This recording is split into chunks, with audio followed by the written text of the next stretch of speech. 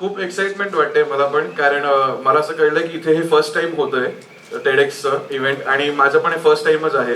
आणि जेव्हा दोन लोकांचं फर्स्ट टाइम एकत्र असतं तेव्हा ती गंमत चांगली असते आणि आपल्याला ते आठवणीत राहते. सो आय होप की आज जे मी बोलेन तुमच्या आठवणीत राहील. पहिली गोष्ट म्हणजे मी क्लिअर करतो की सौम्याने जी टेडेक्स इकडनं जी ऑर्गनाईज करते ते मला 10 वेळा सांगितलंय की सर फक्त 15 मिनिटच आहेत, तुम्हाला तुमचे जे युट्यूबचे एपिसोड असतात ते 30-40 मिनिटाचे असतात, तर आम्हाला ते माहिती आहे, पण तुम्हाला इकडे 15 मिनिटातच बोलायचं आहे. तर मग विचार केला ठीक आहे, ट्राय करतो, कारण कधी कधी ना माझे 1 मिनिटाचे व्हिडिओ व्हायरल पण होतात. तर ज्यांना कोणाला माहिती नाही मी कोण आहे, हाय मी अमेय कदम. मी काय करतो तर मी खूप छान छान ठिकाणी फिरायला जातो, तिकडे खूप छान छान गोष्टी खातो, त्या खूप छान छान गोष्टी मी मजा करतो, तिकडे मी माझ्या बायकोला पण घेऊन फिरतो, ती पण मजा करते, आणि या सगळ्या गोष्टीचे मला पैसे मिळतात. आणि खूप लोकांसाठी हा एक ड्रीम जॉब आहे, आणि त्यामुळे त्यांनी मला ते बोलवलंय की टॉपिक आहे दिल आणि वर्सेस दुनिया, आणि दुनिया मध्ये येते आणि सांगते 15 मिनिटातच करायचं आहे, तर चला थोडी दुनिया तरी ठेवूया आणि दिलची गोष्ट बोलूया. तर काय आहे ना, मी काही तुम्हाला इथे कन्क्लूड करायला आलो नाही किंवा काही हेच असतं असं काही सांगायला आलो नाहीये, कारण जी मी मॅक्झिमम जी इकडे बघतोय जे श्रोते बसलेत ते स्टुडंट्स आहेत. आणि स्टुडंट असताना मनात एक प्रश्न जो प्रत्येकाला पडतो की आयुष्यात प्रोफेशनला जास्त महत्व द्यायचंय की पॅशनला जास्त महत्व द्यायचंय. आणि मग तो सगळ्यांच्या मनातला तो क्वेश्चन चालू होतो की काय करायचंय. तर आपण ना पहिलं जस्ट मला डिस्कस करायचं की आपण डिस्कस करूया की प्रोफेशन म्हणजे काय आहे. म्हणजे जेन्युनली आपण जेव्हा म्हणतो की मी एखादी गोष्ट करतोय ऍज अ प्रोफेशन म्हणून, तर त्याचं नेमकं कारण काय आहे. आणि जर आपण सर्वात पहिली त्याची म्हणतात ना पहिली आपण पातळी बघितली की कशामुळे कोणी प्रोफेशन कुठलं चूज करतं, तर त्याची सर्वात मोठी गोष्ट आहे सिक्युरिटी. सिक्युरिटी म्हणजे काय की मला त्यातनं पैसा कमवता येईल का. आणि मग पहिला प्रश्न असतो की असं काहीतरी प्रोफेशन बघतो ज्यातनं मला पैसा कमवायचा आहे. पण मग प्रश्न पडतो की मी पैसा तर कशातनं पण कमवू शकतो. म्हणजे मी लिटरली आपण बघितलं की आता चहा विकून पण लोक पैसे कमवत आहेत आणि मोठे सेलिब्रिटी झालेत. म्हणजे बिल गेट्स त्याच्यावरून व्हिडिओ बनवतोय. तर मग त्याचं प्रोफेशन पण आहेच ना, आणि तोही पैसे कमवतोच आहे. मग हा आपल्याला प्रश्न काय येतोय की मी कुठल्या प्रोफेशन मध्ये आहे आणि मी काय करतोय. तर कुठे समाजाचा प्रेशर आहे का की पर्टिक्युलर काही मी हे जॉब्स केले तर मी बाबा लाईफ मध्ये मला एक रिस्पेक्ट मिळेल म्हणून मी तो प्रोफेशन करतोय. पण मग रिस्पेक्ट तर बाकीच्या लोकांना पण मिळतो, जे काही समाजसेवा करत बसलेत, जे काही त्यांना पैशाची अपेक्षाच नाहीये, पण त्यांना पण रिस्पेक्ट मिळतोच आहे. मग मला रिस्पेक्ट पण हवाय, मला पैसा पण हवाय, आणि मग मला अशी गोष्ट हवी आहे ज्यामध्ये मी एन्जॉय पण केली पाहिजे. आणि मग प्रश्न येतो की मी जे करतोय त्यात मी खुश आहे का. आणि मग हा जो प्रश्न आहे ना की मी जे करतोय त्यात मी खुश आहे का, तो तुम्हाला झोपू देत नाही प्रश्न कधीच. आणि मग तेव्हा ना आपण असं होतं की आपण का केलं हे. म्हणजे आज जर मी इंजिनिअरिंगला आलोय तर मी का आलोय इंजिनिअरिंगला, किंवा मी कुठलं पण आपला एक मोठी मिस्टेक काय होते ना, आपण जे एज्युकेशन घ्यायचा प्रयत्न करतो त्या एज्युकेशन मधनं आपण प्रोफेशन शोधतो, पण त्या एज्युकेशनचा फायदा हा त्या प्रोफेशनसाठी नाहीये ना. त्या एज्युकेशनचा फायदा हा तुम्हाला स्वतःला घडवायला आहे. आज का इंजिनिअरिंग मध्ये लोक ऍडमिशन घेतात आणि मग ते खूप मोठे स्टँडअप कॉमेडियन होत आहेत ना. पण जो विचार केला गेला, जे पण आज मोठे स्टँडअप कॉमेडियन झाले जे इंजिनिअरिंग मधून आलेत, त्यांचं इंजिनिअरिंग पण खूप चांगलं आहे. इंजिनिअरिंग जर आपण हा विचार केला तर त्याचा मेन कामच आहे की प्रत्येक गोष्ट प्रॉपरली लावली जाणार, प्रॉपर सेग्रिगेट होणार, त्याच्यामध्ये इंजिनिअरिंग आहे. आणि जर कुठल्याही एज्युकेशनचा जर बेस आपला पक्का झाला बेस, तर त्यातनं आपण काय होत ते समजायला लागतं हळूहळू.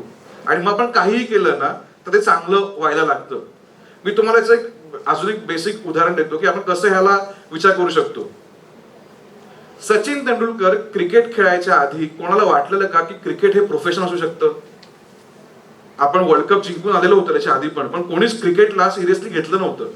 मग कोणीतरी सचिन तेंडुलकर बनला ज्याने क्रिकेटमध्ये दाखवून दिलं की कसं क्रिकेट त्याचं पॅशन आहे, कसं क्रिकेट तो खेळत चालला आहे. आणि मग क्रिकेट खेळता खेळता आज या मोमेंटला भारतामध्ये जर कुठलं प्रोफेशन सर्वात जास्त कमवत असेल तर ते क्रिकेटर्स आहेत. ते प्रोफेशन त्याने बनवलं त्या गोष्टीला, ते प्रोफेशन आधी एक्झिस्टिंग नव्हतं. सो मग विचार येतो की मग मी माझं पॅशन फॉलो केलं पाहिजे का. पण मग प्रश्न येतो पॅशन म्हणजे नक्की काय? मी विकेंडला ट्रेकिंगला गेलोय ते माझं पॅशन आहे, मला ड्रॉइंग चांगलं करता येतं ते माझं पॅशन आहे, मी सिंगिंग चांगलं करतो ते माझं पॅशन आहे. पॅशन ह्या शब्दाचा अर्थ काय असू शकतो? मला वाटतं पॅशन आहे ना, ही गोष्ट करावी नाही लागत, ती होते.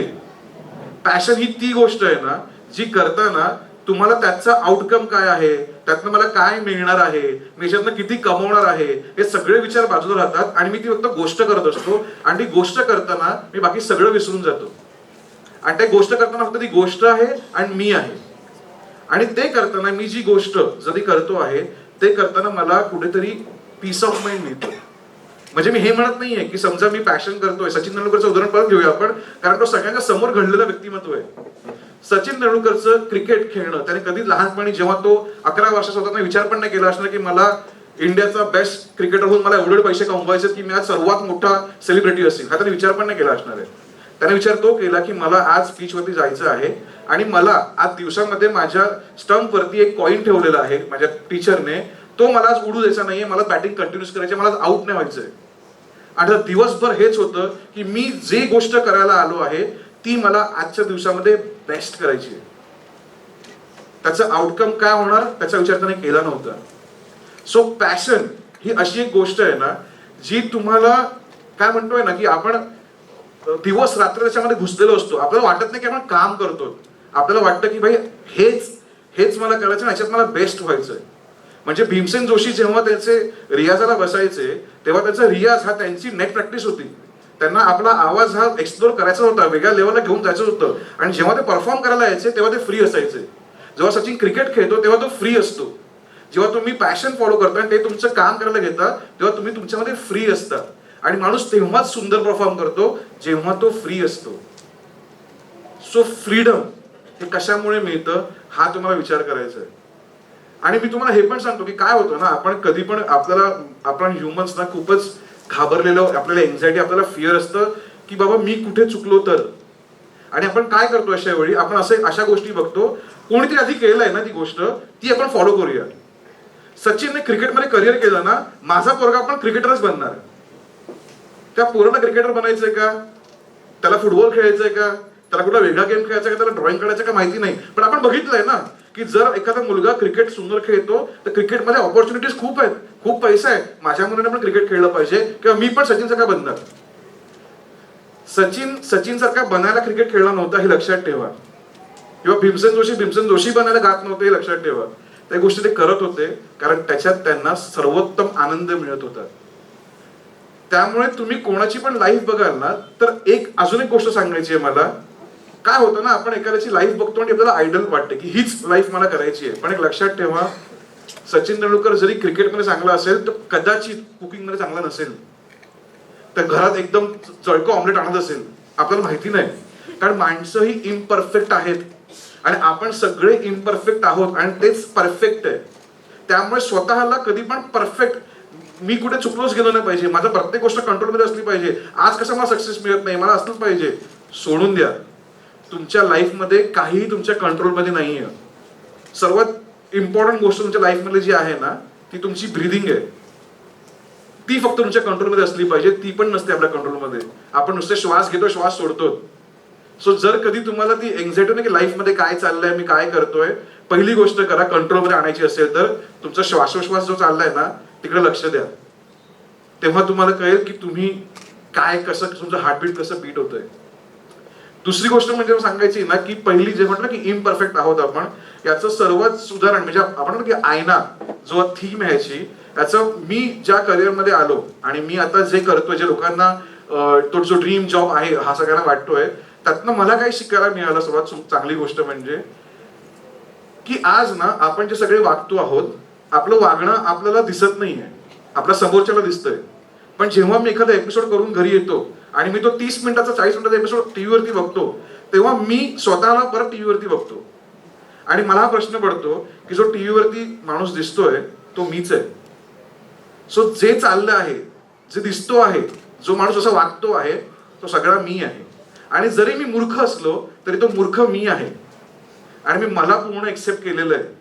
त्यामुळे आज जेव्हा मी काही पण परफॉर्म करतो, कुठे पण येतो, माझी एनर्जी हाय का? कारण मला हे माहिती आहे की ही आत्ताची जी मोमेंट आहे ना, ही जी मोमेंट आता मी जे माईक वरती बोलतो, तुझी बोलतोय, ही खरी आहे. उद्या काय होणार आहे, परवा काय होणार आहे, कुठे माझं काय, मी जाताना कुठे क्रॉस होताना मेलो, मला माहिती नाहीये. सो मी आत्ता जिकडे आहे, आता माझा मी बेस्ट देणार आहे आणि मी या मोमेंटला हॅप्पी आहे का, हा विचार मला करायचा आहे. आणि हे सगळं करताना म्हणजे जेव्हा आपण, मी म्हणतो ना की आपण प्रोफेशन बदलू शकतो, आपण पॅशन बदलू शकतो, पण जी एकमेव गोष्ट आहे ना जी बदलू शकत नाही आहे, ती आपण माणूस म्हणून कोण आहोत. सो सर्वात इम्पॉर्टंट गोष्ट जी आयुष्यात आहे ती म्हणजे आपण माणूस म्हणून कोण आहोत आणि आपलं आयुष्याचं पर्पज काय आहे. जेव्हा तुम्हाला पर्पज कळतं ना, तेव्हा प्रोफेशन म्हणा, पॅशन म्हणा, हे सगळे पी ना एकत्र फॉलो करतात तुमच्या पर्पजला.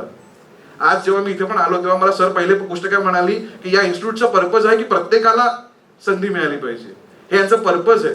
सो तुमच्या आयुष्यामध्ये मला जर काही सांगायचं असेल तुम्हाला शेवटचा एक शब्द, तर पॅशन बघू नका, प्रोफेशन बघू नका, तुमच्या आयुष्यात तुमचा पर्पज शोधा. स्वतःला तुम्हाला स्वतःचा शोध लागेल. थँक्यू.